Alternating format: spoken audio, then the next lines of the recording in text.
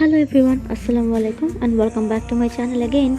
আজকে আমরা একটা western glam makeup tutorial create করব।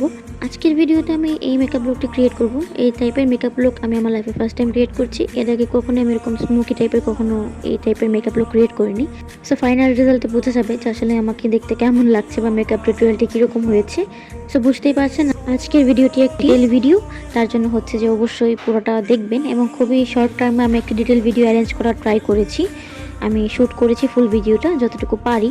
তো প্রথমে দেখলেন আমি ফার্স্টে ময়েশ্চারাইজার অ্যাপ্লাই করেছি এবং সেই সাথে বাজেট ফ্রেন্ডলি সব কিছু আপনাদের সাথে এই ভিডিওতে শেয়ার করব।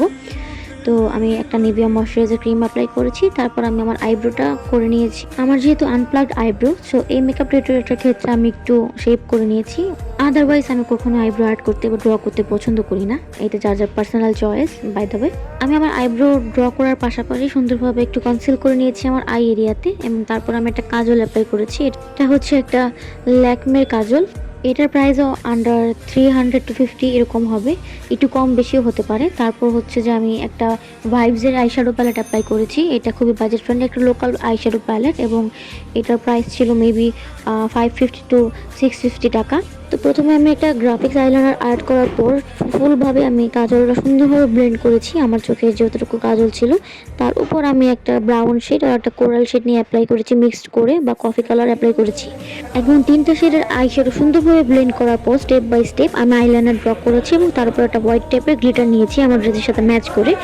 আমি আমার লোয়ার ল্যাশ লাইনে একটুখানি কাজল অ্যাপ্লাই করার পরে এটাকে একটু স্মোকি লুক দেওয়ার জন্য একটা ব্রাউন কালার আইশ্যাডো অ্যাপ্লাই করেছি এবং সুন্দরভাবে ক্লিন আপ করে নিচ্ছি। আমার ড্রেস কোডের সাথে ম্যাচ করে আমি ট্রাই করেছি স্মোকি লুকটা ক্রিয়েট করার জন্য, যেহেতু আমার ড্রেসটা একটু ব্ল্যাকের মধ্যে এবং ফ্লোরাল প্রিন্টেড ছিল। তারপর আমি একটা মাস্কারা অ্যাপ্লাই করেছি।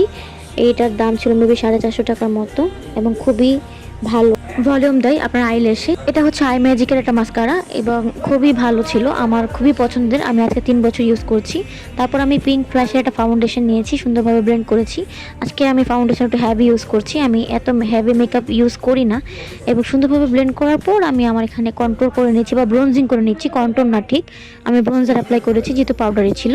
এবং তারপর আরেকটু হাইলাইট জোনগুলোতে কনসিলার অ্যাপ্লাই করা, আমার হাইলাইটের জোনগুলোতে একটু হাইলাইট করে নিয়েছি। এবং তারপর আমি অ্যাপ্লাই করছি একটা কোরাল শেডের ব্লাশ। তারপর সুন্দরভাবে হচ্ছে ব্লেন্ড করে নিয়েছি। একটা কথা মনে রাখবেন, আপনার মেকআপে ব্লেন্ডিং যত ভালো হবে আপনার মেকআপ তত স্মুথ হবে। In a real life filter ছাড়া মেকআপ কখনোই একদম স্মুথ দেখায় না বা একদমই ফ্ললেস দেখায় না, এটা পসিবল না। আমাদের যার যা স্কিনে একটা টেক্সচার আছে, সো সেই হিসেবে আমাদের ফেসের যে মেকআপের ধরন সেটাও চেঞ্জ হয়, মেকআপ কীভাবে শো করে সেটাও চেঞ্জ হয়।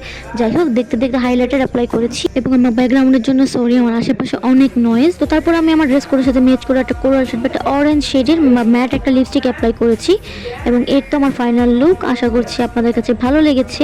এতটাও খারাপ লাগছে না যতটা আমি ভেবেছিলাম, কারণ আমি খুব একটা হ্যাভি লুক করে থাকি না। আমার মেকআপে সবসময় আমি একটু ন্যাচারাল রাখতে পছন্দ করি, বাট আজকে আমি অনেকটা হ্যাভি মেকআপ লুক করেছি বা হ্যাভি বেস ক্রিয়েট করেছি। আশা করছি আপনাদের কাছে ভালো লেগেছে। Happy new year in advance.